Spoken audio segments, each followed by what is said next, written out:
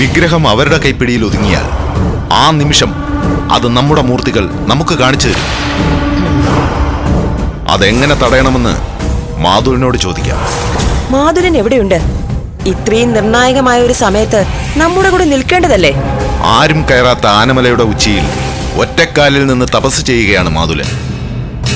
ഇഷ്ടദൈവങ്ങളെ പ്രീതിപ്പെടുത്തി കഴിഞ്ഞാൽ പിന്നെ വരവ് ഇങ്ങോട്ട് തന്നെയായിരിക്കും. നാം രണ്ടുപേരും നമ്മുടെ ശക്തിയും തോറ്റുപോയാലും മാധുരന്റെ ചിന്തകളെ തോൽപ്പിക്കാൻ ദേശമംഗലംകാർക്കാവില്ല. അതെനിക്കുറപ്പാണ്.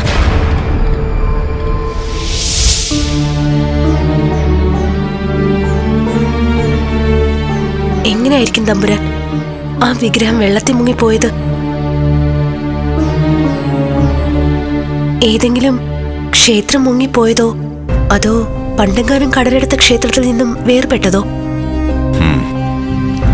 അഴിക്കും തോറും കുരുക്കുകൾ മുറുകിക്കൊണ്ടിരിക്കുകയാണ് മീനാക്ഷി. ആദ്യം അവധൂതനു വേണ്ടിയുള്ള കാത്തിരിപ്പ്, പിന്നെ പഞ്ചമിക്ക് വേണ്ടി. ഇതിപ്പോ പക്ഷേ ഒന്ന് മനസ്സിലാക്കിക്കൊള്ളൂ, അങ്ങ് പറയുന്ന ഈ ഓരോ കുരുക്കുകളും അങ്ങയുടെ ശിരസിൽ പൂക്കളായാണ് വീഴുന്നത്. അവധൂതന്റെ വരവോടെ അങ്ങയുടെ പ്രജകളുടെ മനസ്സിലെ പ്രകാശം കണ്ടില്ലേ? പഞ്ചമി എത്തിയതോടെ അവർ ആവേശത്തിലായി. ഇനി വിഗ്രഹം കൂടി അങ്ങ് കണ്ടെത്തി കഴിയുമ്പോ ഈ ദേശമംഗലം നാടായ നാട് മുഴുവൻ അറിയപ്പെടും. ഈ ദേശം ഭരിച്ച ഏറ്റവും വലിയ തമ്പുരാനായി അങ്ങേ അവര് വാഴ്ത്തും.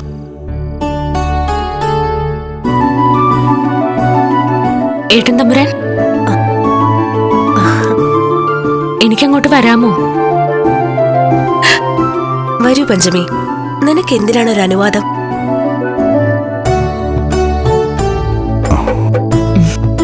അനുജത്തി, കുറവുകളൊന്നും ഇല്ലല്ലോ നിനക്ക്? ഇടം വലം തിരിയാൻ തോഴിമാർ സമ്മതിക്കുന്നില്ല. വസ്ത്രമെടുക്കാനായാലും ഭക്ഷണത്തിന്റെ കാര്യത്തിനായാലും തോഴിമാരുടെ എണ്ണം കൂടിപ്പോയി എന്നുള്ള പരാതി മാത്രമേ ഉള്ളൂ. കുറച്ചുകാലം അകന്ന് ജീവിച്ചതല്ലേ, അതൊക്കെ മാറ്റാൻ തന്നെയാ നിന്റെ ഏട്ടൻ തമ്പുരാന്റെ തീരുമാനം. എന്തോ ഒന്ന് പറയാനുണ്ടോ നിനക്ക്? ഉണ്ട്. നാളെ വിഗ്രഹം തേടിയുള്ള യാത്രയിൽ ഞാനും കൂടി വന്നോട്ടെ?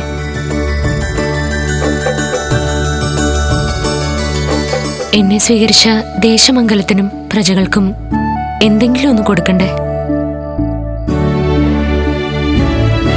അങ്ങേക്ക് സമ്മതമാണോ? സമ്മതം. അനുജത്തി ആഗ്രഹിക്കുന്ന ഒരു കാര്യവും ഈ ഏട്ടൻ നിഷേധിക്കില്ല. സന്തോഷം. തിരിച്ചു കിട്ടിയ ഈ ജീവനും ജീവിതവും ദേശമംഗലത്തിന്റെ നന്മയ്ക്ക് വേണ്ടി ഉപയോഗിക്കണമെന്നാണ് എന്റെ തീരുമാനം. ഇതൊരു തുടക്കമാവട്ടെ. എന്നാൽ പോയി കിടന്നോളൂ. നാളെ പുലർച്ചെ പുറപ്പെടണം.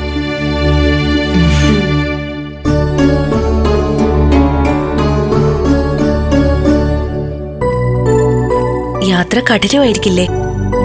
അവളിവിടെ വന്നിട്ട് നന്നായി ഒന്ന് വിശ്രമിച്ചിട്ട് പോലുമില്ല. അവൾ നമ്മുടെ കൂടെയല്ലേ? അനുജത്തിയെ സ്വന്തം ജീവനെ പോലെ നാം സംരക്ഷിച്ചോളാം.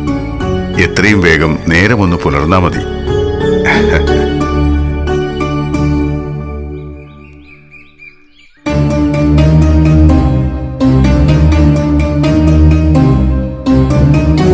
തമ്പുരാൻ, വഴി നീളുകയാണല്ലോ.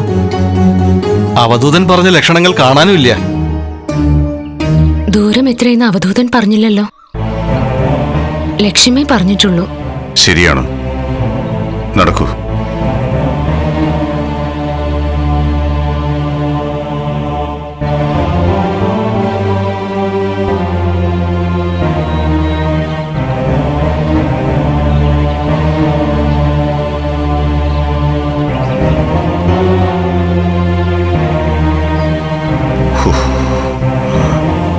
ഇനി എത്ര കാലം കടക്കണമോ ആവോ?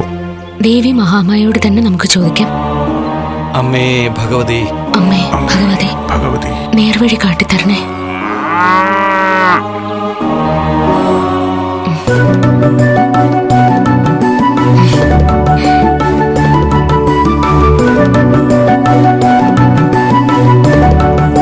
അവധൂതൻ പറഞ്ഞ ലക്ഷണം.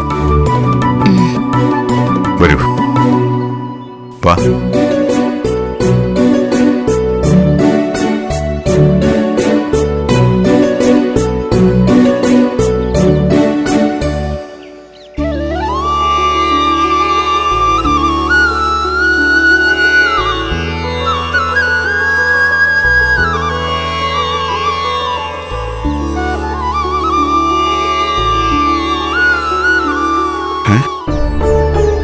ഗോവിനെയും കൂടെ ഉണ്ടായിരുന്ന ആളെയും കാണുന്നില്ലല്ലോ.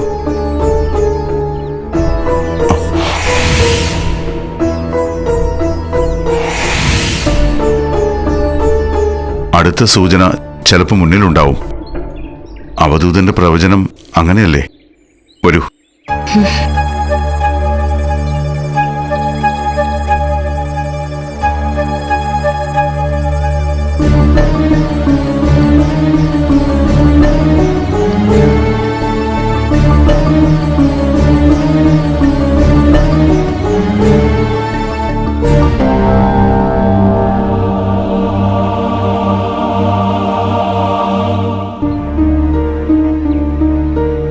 അലച്ചിൽ ക്ഷീണിപ്പിച്ചോ? എനിക്കിത് എന്ത് ദൂരം ഏട്ടാ. ഇതിനേക്കാളും എത്രയോ ഇരട്ടി ദൂരം ഒറ്റ ദിവസം കൊണ്ട് ഞാൻ ഓടി തീർത്തിരിക്കുന്നു.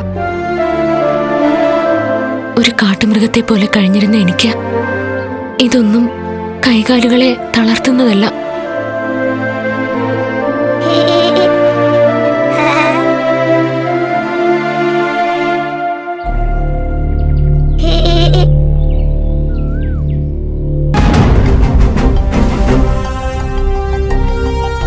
വേഗമ കുലുകുലത്തെത്താൻ സമയമായി.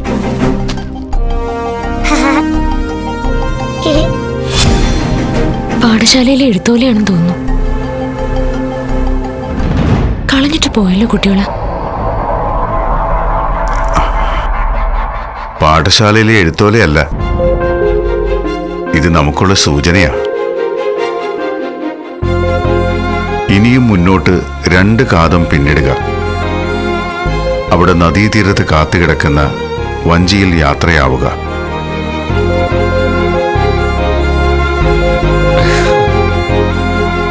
പഞ്ചമി, മഹാമായ വഴി തെളിച്ചിരിക്കുന്നു. ഒട്ടും സമയം കളയാനില്ല. നാം ലക്ഷ്യസ്ഥാനത്തെത്താറായി. വരൂ.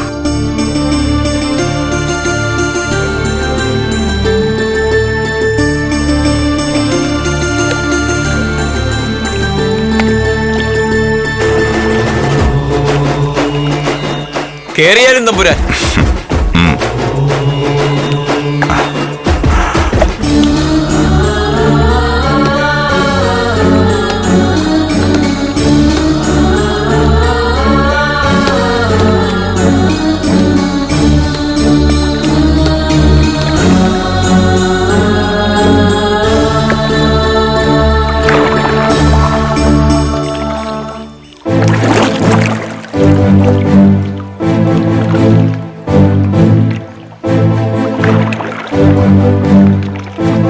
എവിടേക്കാണ് തമ്പുരാൻ പോകുന്നത്?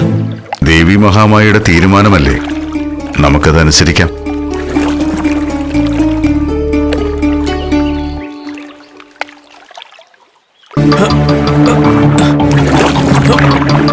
എന്തുപറ്റി?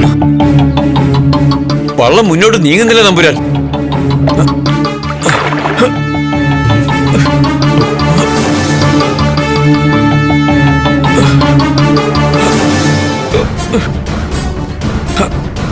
ഒരുപക്ഷെ അവധൂതൻ നിശ്ചയിച്ച യാത്രയുടെ അവസാനം ഇതായിരിക്കാം.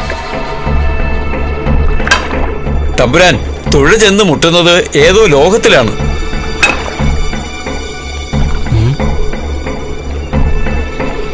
ഇവിടെ എന്തോ ഉണ്ട് തമ്പുരാൻ.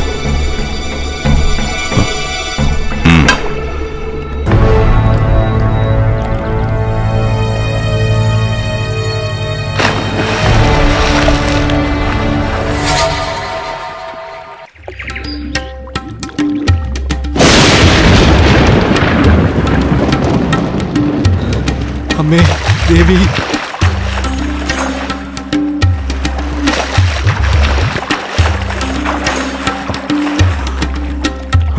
അമ്മേ ഭഗവതി, ദേവി, ദേവി ദേവി അമ്മേ മഹാമായി അമ്മേ മഹാമായി മഹാമായി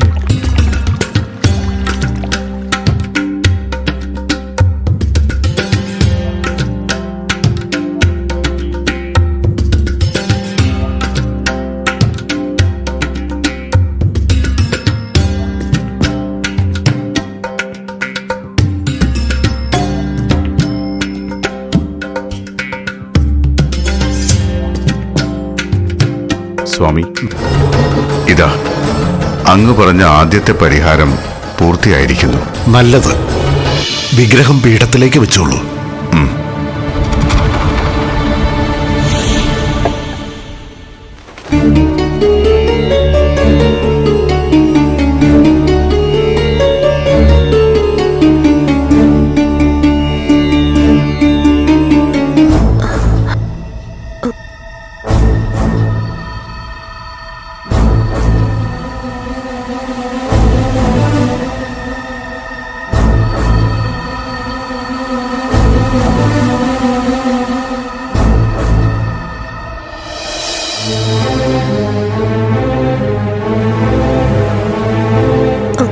ഇത് അച്ഛൻ തിരുമേനി പൂജിച്ച് ആരാധിച്ചിരുന്ന ശിവേലി വിഗ്രഹമാണ്.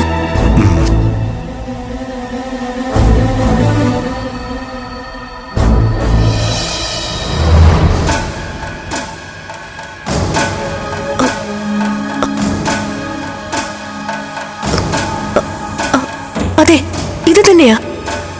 അച്ഛൻ തിരുമേനിയോട് വൈരാഗ്യം മൂത്ത് അന്ന് നാട് വളരുന്ന തമ്പുരാൻ ഈ വിഗ്രഹം മോഷ്ടിച്ചു എന്ന പേരിൽ അച്ഛൻ തമ്പുരാന് വധശിക്ഷ വിധിച്ചു. ആ മരണശിക്ഷയ്ക്ക് കീഴടങ്ങേണ്ടി വരുമെന്ന് ഓർത്താ എന്നെ ദത്തു കൊടുത്തത്. അതേ തമ്പുരാട്ടി. ശിവേലി വിഗ്രഹവും എടുത്ത് തമ്പുരാട്ടിയുടെ പിതാവ് യാത്രയായത് ദേവിയുടെ അരുളപ്പാടായിരുന്നു. ഈ വിഗ്രഹം നദിയുടെ ആഴങ്ങളിലേക്ക് ഉപേക്ഷിക്കാനും അവിടുന്ന് മുന്നോട്ടു പോകാനുമായിരുന്നു അദ്ദേഹത്തിന് ലഭിച്ച അരുളപ്പാട്. അദ്ദേഹം വിഷ്ണുപാദം പൂകിക്കഴിഞ്ഞു. അല്ലെങ്കിലും മഹാമായയുടെ ദർശനം നേരിട്ട് ലഭിച്ച ഒരാൾക്ക് അതിൽ പരം എന്ത് ഭാഗ്യമാണ് ലഭിക്കാനുള്ളത്? തമ്പുരാൻ, ഈ പ്രപഞ്ചത്തിൽ ഒരു ഇല അടർന്നു വീഴുന്നുണ്ടെങ്കിൽ പോലും അതിന് മറ്റെന്തോ ഒന്നുമായി ബന്ധമുണ്ടാവും. എവിടെയോ കണ്ട പെൺകുട്ടിയോട് അങ്ങേക്ക് അനുരാഗം തോന്നുകയും അവളെ സ്വന്തമാക്കുകയും ചെയ്തു.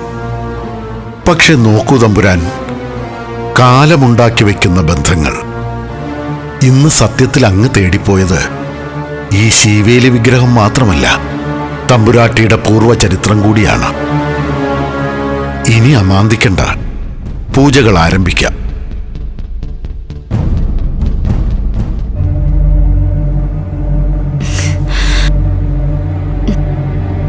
ആത്മഹത്യയാണ് ഇതിനേക്കാൾ ഭേദം. പരിചാരകർ പോലും പുച്ഛത്തോടെയാണ് കാണുന്നത്. തമ്പുരാനാണെങ്കിൽ എന്തിനും ഏതിനും പഞ്ചമി മാത്രം മതി. ഇപ്പെന്താ, ഊരും പേരുമില്ലാത്ത തമ്പുരാട്ടിക്ക് പോലും മാർഗം കൈവന്നിരിക്കുന്നു. ഇനി എത്ര കാലം നമുക്കിങ്ങനെ തുടരാൻ പറ്റും ശകുന്തളെ? തൽക്കാലം തല കുനിച്ച് നടക്കുക, അതേ നിർവാഹമുള്ളൂ. എല്ലാവരും ശകുന്തളയും ശിവശങ്കരനെയും പഴിക്കട്ടെ, എല്ലാത്തിനും മാറ്റി നിർത്തട്ടെ. പക്ഷെ നമുക്ക് നമ്മുടേതായ ഒരു സമയം അതുണ്ടാകും. അങ്ങ് സമാധാനിക്ക്.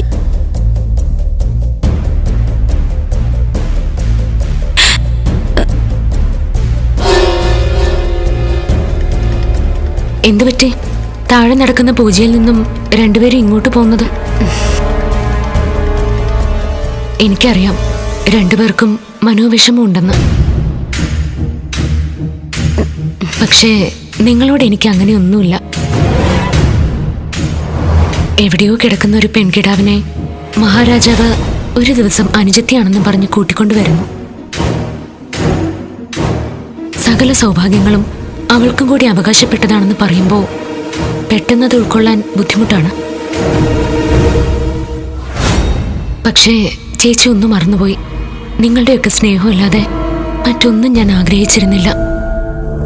ഇപ്പോഴും ഒന്നും ആഗ്രഹിക്കുന്നുമില്ല. ഒരു വിരോധമില്ല. മനസ്സ് തുറന്ന് തന്നെയാണ് ഞാൻ പറയുന്നത്.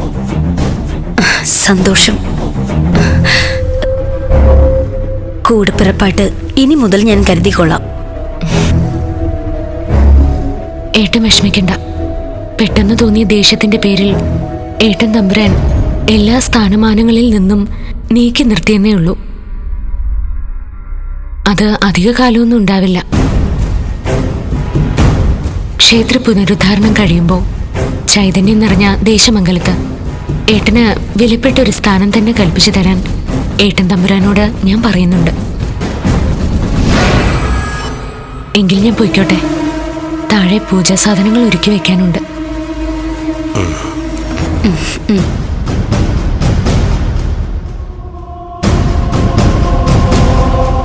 കേട്ടില്ലേ ശകുന്തളെ? സ്ഥാനവും മാനവും ഒക്കെ അവള് തരുന്ന ദാനമാണ് പോലും. നാണക്കേട്, ചത്താലും തീരാത്ത നാണക്കേട്.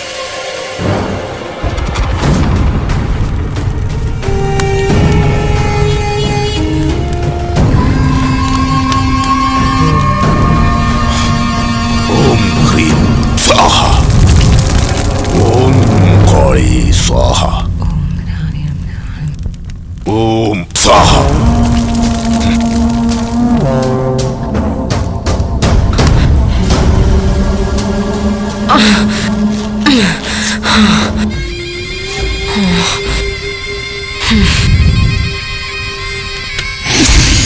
കൽപ്പിച്ചാലും തമ്പുരാട്ടി.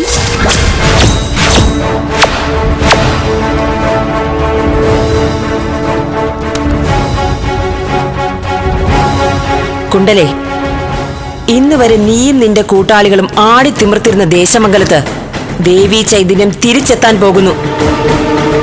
അതനുവദിക്കരുത്. ദേശങ്ങൾ താണ്ടിക്കൊണ്ടുവന്ന ദേവിയുടെ ശീവേലി വിഗ്രഹം ദേശമംഗലത്ത് നിന്ന് നഷ്ടപ്പെടണം. അതെടുക്കേണ്ട ചുമതല നിനക്കാണ്. എന്നെ ആരാധിക്കുന്നവരുടെ ഇച്ഛകൾ നടത്തിക്കൊടുക്കുക എന്നതാണ് എന്റെ നിയോഗം. ദേശമംഗലത്തുള്ള മുഴുവൻ പേരെയും വധിച്ചിട്ടാണെങ്കിലും ആ ശീവേലി വിഗ്രഹം ഞാൻ ഇവിടെ കൊണ്ടുവരും. ചെല്ല്.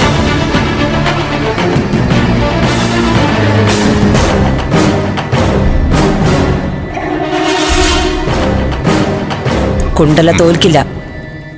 അവൾ പറഞ്ഞത് കേട്ടില്ലേ? ദേശമംഗലത്തുള്ള മുഴുവൻ പേരെ വധിക്കേണ്ടി വന്നാലും ശീവേലി വിഗ്രഹം ഇവിടെ എത്തിക്കുമെന്ന്. കൊണ്ടുവരുന്ന ശീവേലി വിഗ്രഹം എന്ത് ചെയ്യണമെന്ന് മാത്രം ജ്യേഷ്ഠൻ തീരുമാനിച്ചാൽ മതി. ശീവേലി വിഗ്രഹം അടിച്ചുടയ്ക്കണം, കല്ലിൽ ഉരച്ച് പൊടിയാക്കണം. എന്നിട്ടൊരിക്കലും കൂടിച്ചേരാത്ത സമുദ്രങ്ങളിലും നദികളിലും കുളങ്ങളിലുമായി ഒഴുക്കണം. പിന്നെ ഒരിക്കലും പൂർണ്ണതയിലേക്കെത്താൻ ആ വിഗ്രഹത്തിനും സാധിക്കില്ല. ആ വിഗ്രഹത്തിന്റെ കരുത്താവാൻ ദേവിക്കും സാധിക്കില്ല.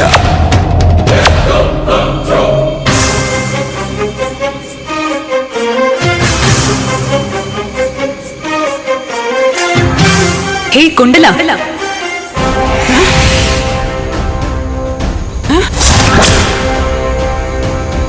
കുണ്ടല, ഹേയ്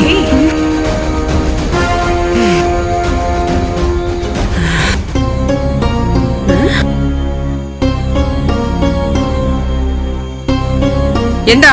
എന്ത് വേണം? എവിടേക്കാണ് യാത്ര? അത് നിന്നോട് പറയേണ്ട കാര്യമില്ലല്ലോ. ഭാവം കണ്ടിട്ട് എന്തോ വലിയ ഉദ്യമത്തിന് ഇറങ്ങി തിരിച്ചതുപോലെ ഉണ്ടല്ലോ. നമുക്കെന്തോ അത് ഫലവത്താകുമെന്ന് തോന്നുന്നില്ല. ഞാൻ കുണ്ടലയാണ്, സർവവും നശിപ്പിക്കാൻ ശേഷിയുള്ളവൾ.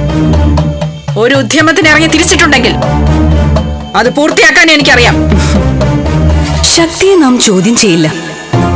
പക്ഷേ ദേശമംഗലത്തേക്കുള്ള യാത്ര അത് പൂർണ്ണതയിലെത്തില്ല. എന്നെ തടയാൻ ആരുണ്ട്? പടയായാലും പരിവാരങ്ങളായാലും എന്റെ ഈ വലത് കൈകൊണ്ട് തച്ചുടയ്ക്കാവുന്നതേ ഉള്ളൂ.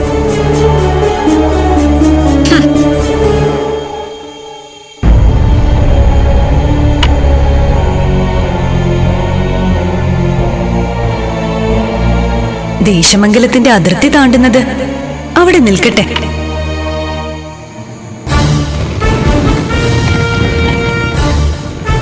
ഞാൻ വരച്ച ഈ വര മറികടക്കാനുള്ള ശേഷി കുണ്ടലയ്ക്കുണ്ടോ? എനിക്ക് അസാധ്യമായതൊന്നും ഈ ലോകത്തില്ല.